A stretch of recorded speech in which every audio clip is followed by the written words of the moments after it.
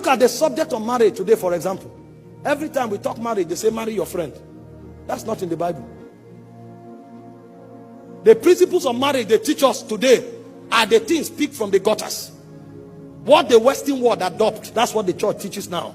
Meanwhile, when you go to the Western world, 7 out of every 10 marriage breaks because they marry their friends.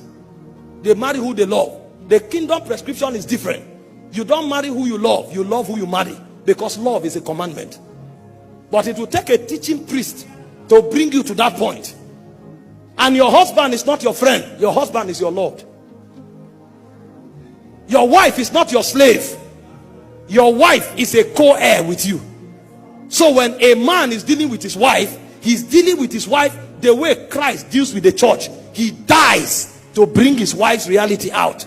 And when a wife is dealing with the husband, like Sarah, she calls her husband Lord. So the way it is difficult for a woman to submit, submission becomes the code of love. And the way a man is selfish, self-denial becomes his code of love. So at the end of the day, nobody possesses anything. It's a kingdom pattern, because when marriage is completed, you will not just have children, you will become like Christ. Because the goal of marriage is to deal with your flesh until you become like Christ. But what the world is teaching is how to coexist together. And so it becomes a mental charade, because there are no teaching priests. He said, as holy women, the same way Sarah called her husband Lord. He said, that is how you relate with your husband. And he said, concerning the man, for your prayer to be answered, deal with her with understanding as a weaker vessel.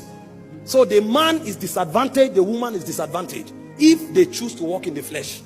Because if the woman doesn't see the husband as Lord, she will never have a relationship with God. And if the man marginalizes the woman, his prayers will not be answered. Kingdom position.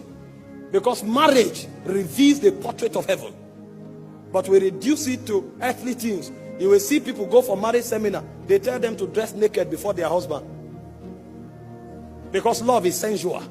Love is not a commandment. So a wife is taught how to seduce the husband. Is she a harlot?